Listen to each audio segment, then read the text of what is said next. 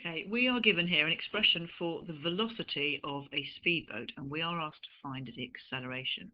And we should know that if we're given the velocity, then the acceleration is the derivative of the velocity. So the acceleration is dv by dt. Okay, so I'm going to differentiate this. First of all, I'm going to do 2 times 0.36, well that's 0.72, and then the power of t goes down from 2 to 1.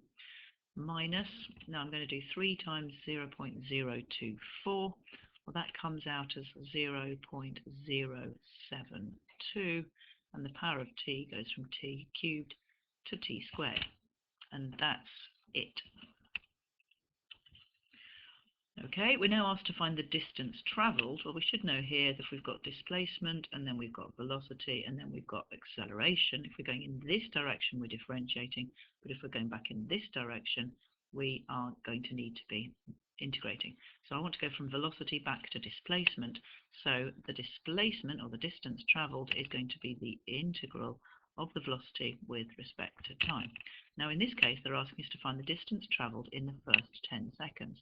So we're going to integrate from 0 to 10, and we're going to integrate the velocity, which is 0.36 t squared minus 0.024 t cubed, and that's with respect to t. Okay, so let's get integrating. So first of all, the t squared becomes t cubed. We've got the 0.36, and I need to divide that by 3. Okay, the t cubed becomes t to the power 4, the power goes up, and then we've got 0.024, and that's over 4, and that is from 0 to 10. Right, I'm going to simplify these two expressions to start with. So 0.36 divided by 3, well that's 0.12 t cubed.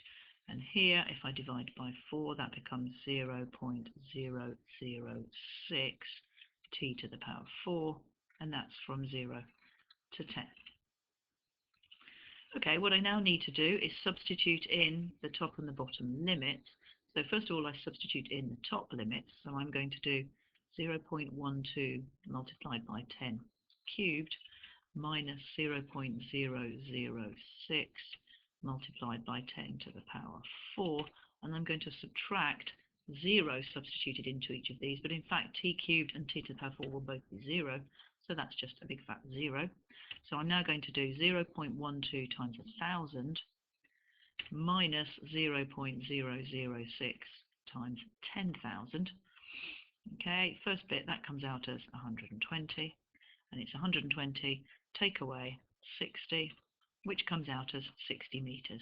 So the distance travelled in the first 10 seconds is 60 meters.